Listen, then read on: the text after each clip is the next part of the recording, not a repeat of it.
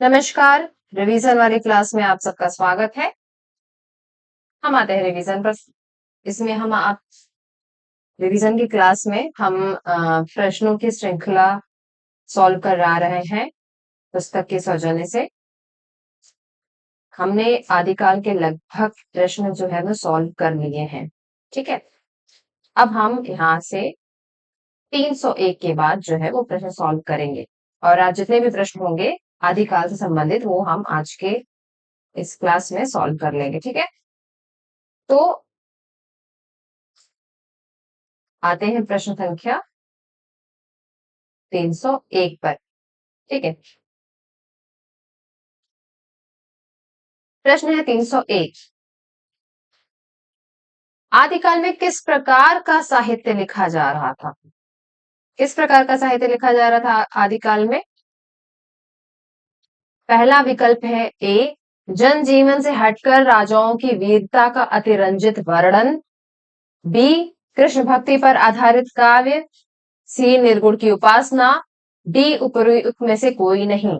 तो विकल्प बी और सी जो है वो तो भक्ति काल का है। डी तो हो नहीं सकता क्योंकि ए विकल्प है जो सही है वो जनजीवन से हटके राजाओं की वीरता का जो साहित्य है ना, चारण काव्य, रासो काव्य, ये वही तो था, जनजीवन के नहीं है, ये तो खास वर्ग के हैं, राजशाही के हैं। उन्हीं के यहाँ का प्रेम, युद्ध और प्रशंसा सब राजशाही की थी। आते हैं 302 प्रश्न पे। अमीर खुसरो के पहले तथा मुकर्रियों का उद्देश्य है, क्या उद्देश्य है?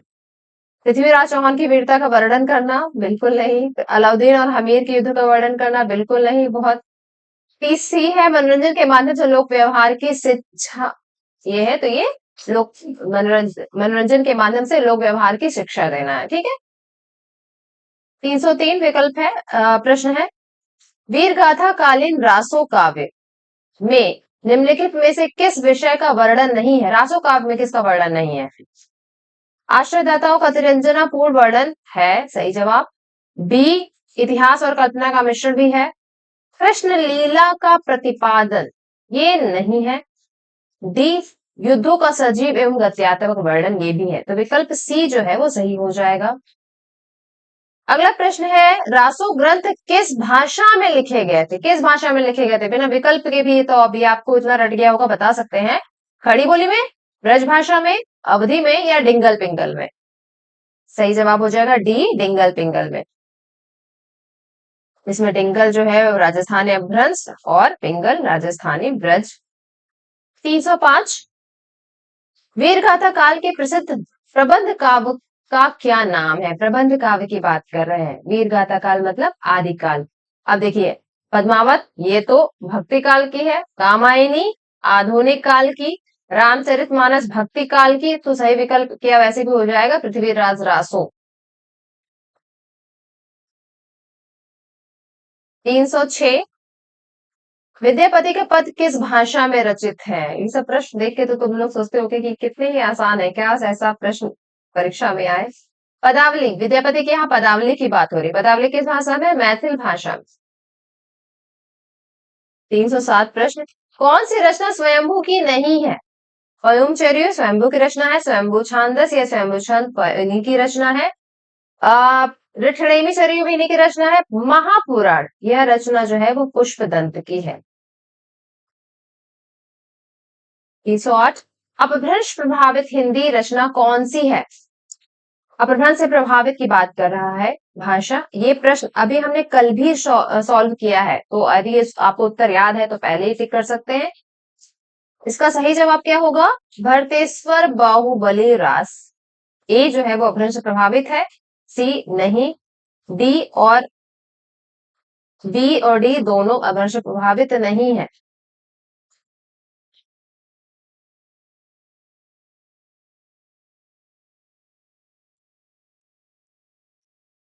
309, 11वीं शताब्दी में रचित लोक भाषा काव्य है। लोक की भाषा आपकी बात की जा रही है, मतलब लोक की कथा कहानी की जो बात की जा रही है वो उसकी, हाँ ये इसमें पूछा है।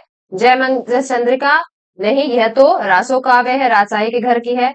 राहुल वेल ये भी शिलांकृत कृति जो है, ये भी प्रेम कहा वर्णन है, आम जनजीवन नहीं विशिष्ट वर्ग की। उक्ति व्यक्ति प्रकरण, ये तो क्या है आपका व्याकरण ग्रंथ है। ढोला और जो मारू है, एक्चुअली ये ढोल और मारवाड़ी दो जो आम जो नायक नायिकाएं हैं, राजकुमार राजकुमारी हैं, इसका लोक भाषा में रचना किया गया है। यह ऐसी कृति थी जिसका लोक नाटक इस सब में बहुत ज्यादा प्रयोग हो रहा था। तो इसका बाद में चल के लोक भाषा में इसका अनुवाद भी किया गया, मतलब लोक में धीरे धीरे ये कथा चलने लगी और लोग अपने हिसाब से इसका प्रयोग करने लगे। चाहे वो कठपुतली का खेल हो या लोक नाट्य है, हो इसमें ये ढोला मारू की कथा जो है इसका बहुत प्रयोग रहा है। 310 गोरखनाथ के गुरु का नाम बताएं। मत्स्येंद्र नाथ। क्या मत्स्येंद्र नाथ, इनका नाम विष्णु शर्मा और पिपली देव था, इस नाम से भी ये जाने जाते हैं। अपभ्रंश, 311 प्रश्न है। अपभ्रंश शब्द का सबसे पहले उल्लेख किसने किया? अपभ्रंश शब्द की बात हो रही है। पहले पाणिनि नहीं, नागार्जुन नहीं है, पतंजलि जो है इन्होंने अपभ्रंश का सबसे पहले प्रयोग किया। इनकी रचना है महाभाष्य, इसी में इन्होंने प्रयुक्त किया। 312 सिद्धों का प्रथम कवि, पूछने की जरूरत नहीं है, सरहपा, जिसे राहुल संकृत्यानंद सर्वमान रूप से प्रथम कवि मानते हैं।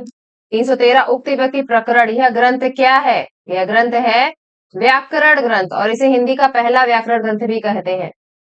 314 प्राकृत पैंगलम के रचयिता कौन है? प्राकृत पैंगलम के रचयिता कौन है? वंशीधर, कहीं कहीं लक्ष्मीधर भी देता है, वंशीधर लक्ष्मीधर जो है वो प्राकृत पैंगलम के रचनाकार है। 315 गुरु गोरखनाथ को किस विशेष रूप का जो कवि है या फिर स्वीकार किया जाता है? किस तरह के हैं गोरखनाथ? निर्गुण भक्त कवि, पुराने हिंदी के कवि, प्राकृत काल के कवि, बौद्ध तांत्रिक के कवि। तो प्राकृत के कवि है नहीं, पुराने हिंदी के कवि हैं। ठीक है, निर्गुण के कवि तो है नहीं। पुराने हिंदी, कहीं कहीं इनके यहाँ जो गद्य है वो खड़ी बोली के भी समकक्ष दिखाई पड़ता है। 316 विद्यापति की भक्त श्रृंगार परक पदावली अनूठी संपत्ति है, इसके बारे में कुछ कथन है। हिंदी साहित्य के संक्रमण काल की, हिंदी साहित्य के मध्य काल की, हिंदी साहित्य के उत्तर मध्य काल की, हिंदी साहित्य के आदिकाल की, विकल्प डी सही है। आला खंड, 317 प्रश्न, आला खंड का वास्तविक स्रोत है, कौन सा वास्तविक स्रोत है? परमाल रासो, परमाल रासो को ही कहीं कहीं आला खंड नाम से भी जानते समझते हैं। 318 महुअर बुझई कुसुम रस, कब कलासु छैल, सज्जन पर उर मन, दुज्जन नाम मैल। यह जो पंक्ति है वह किसकी है? सरापात की? नहीं, यह थोड़ी अवहट मिश्रित जो पंक्ति है। ठीक है, अवहट इसमें से कितना प्रयोग किया था? ओमपति का नाम बहुत कम मिलता है। कौशल आपकी रचना जो है पर उन्होंने इस श्रेणी की रचना नहीं की है। विद्यापति, विद्यापति की पंक्ति है, थोड़ी अवहट मिश्रित पंक्ति है, निश्चय ही कीर्तिलता की में होगी ये पंक्ति। 319 आदिकाल हिंदी का एक भिन्न प्रकार, आदिकालीन हिंदी को एक भिन्न प्रकार की हिंदी मानते हैं, उसे हिंदवी कहा है। किसने हिंदवी कहा है? बड़ा आसान सा सवाल है। हिंदवी शब्द प्रयोग करते हैं अमीर खुसरो।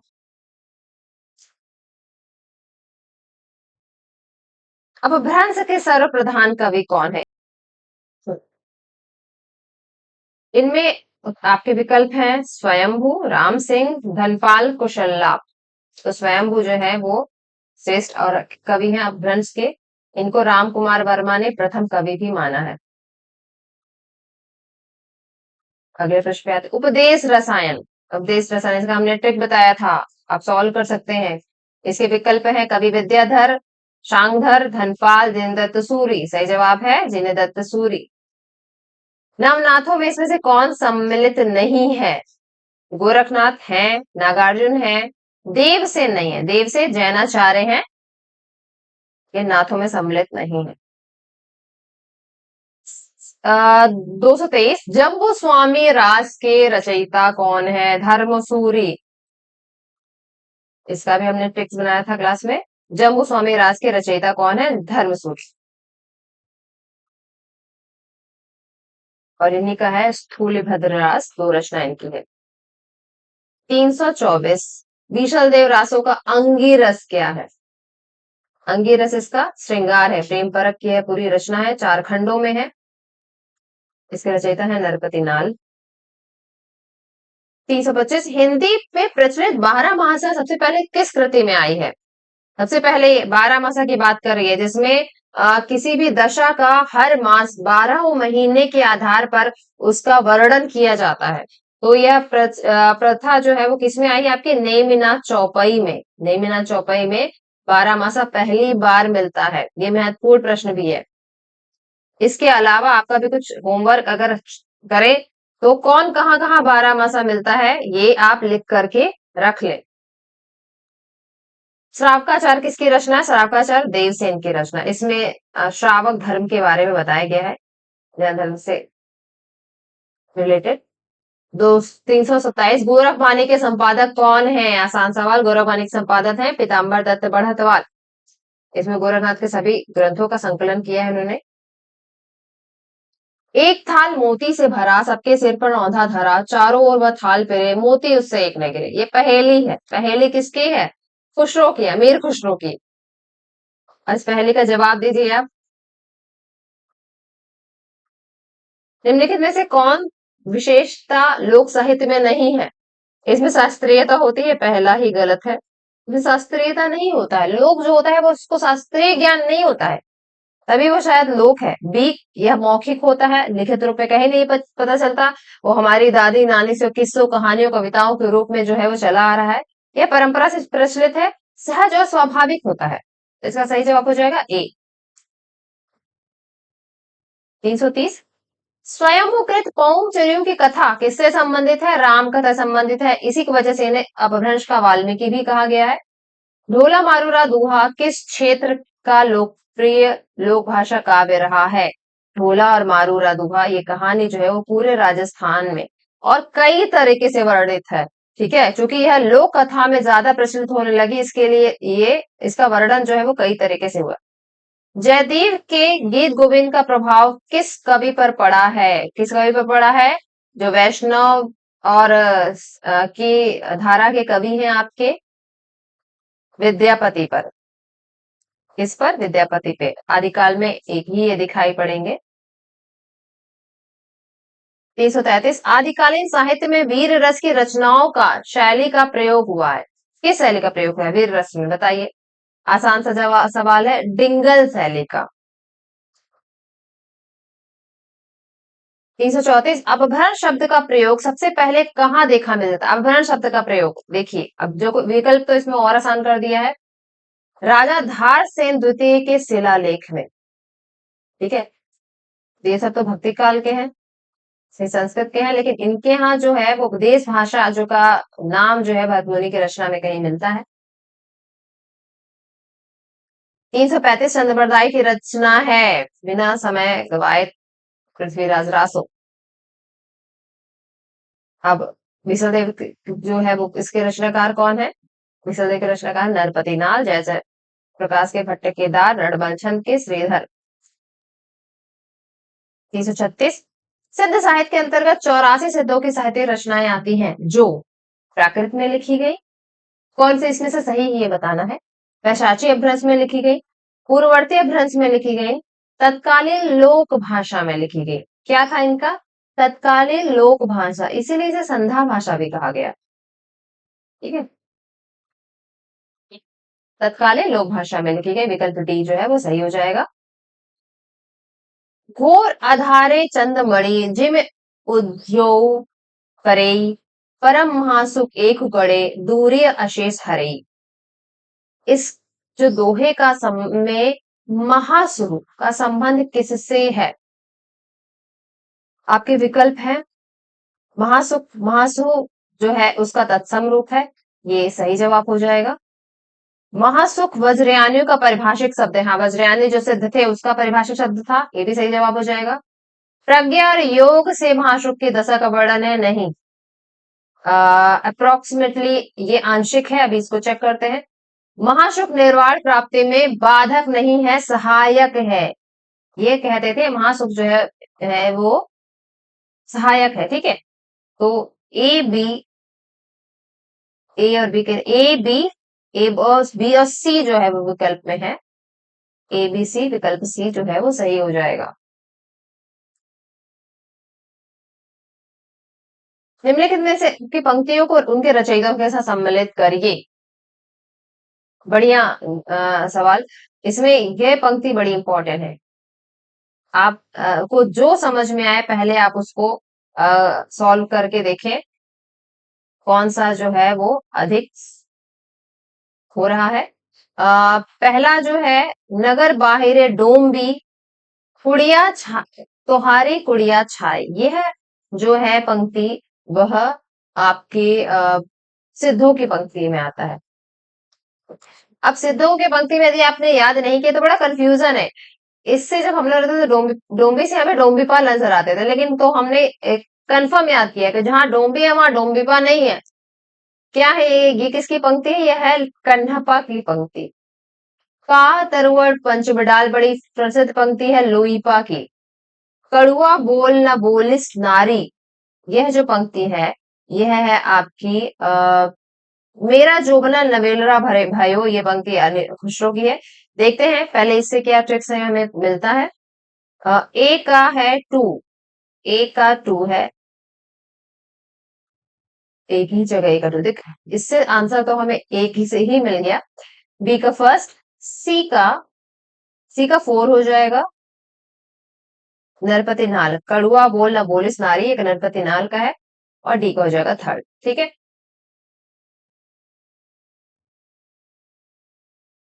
पृथ्वीराज रासो किस काल और पृथ्वीराज रासो किस काल और रचनाकार की रचना क्या है? सिंपल प्रश्न थोड़ा सा। पृथ्वीराज रासो किस, ये देखा है ये जो है वो रचनाकार और रचना की सुमेलित करना है। आधुनिक काल से कौन है?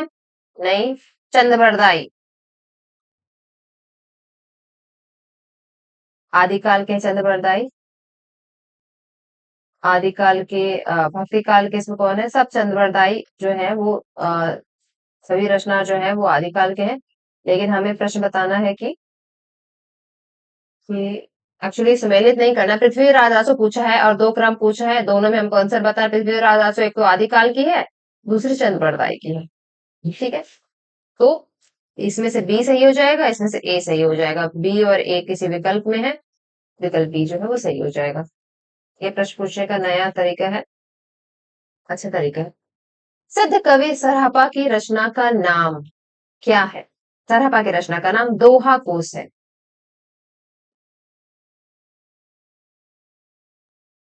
मैथिल कोकिल के नाम से कौन जाना जाता है? विद्यापति।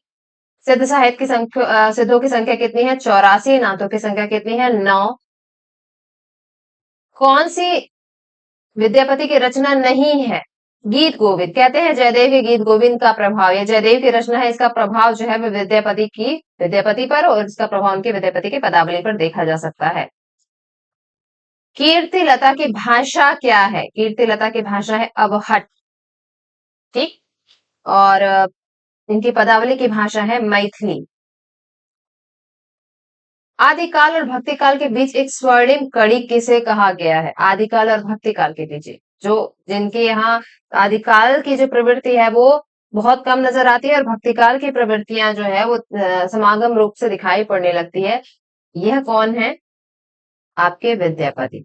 विद्यापति के यहाँ वही प्रेम, श्रृंगार और ईश्वर ही दिखाई पड़ेगा, इसलिए इन्हें आदिकाल और भक्तिकाल की स्वर्णिम कड़ी माना जाता है, ठीक है।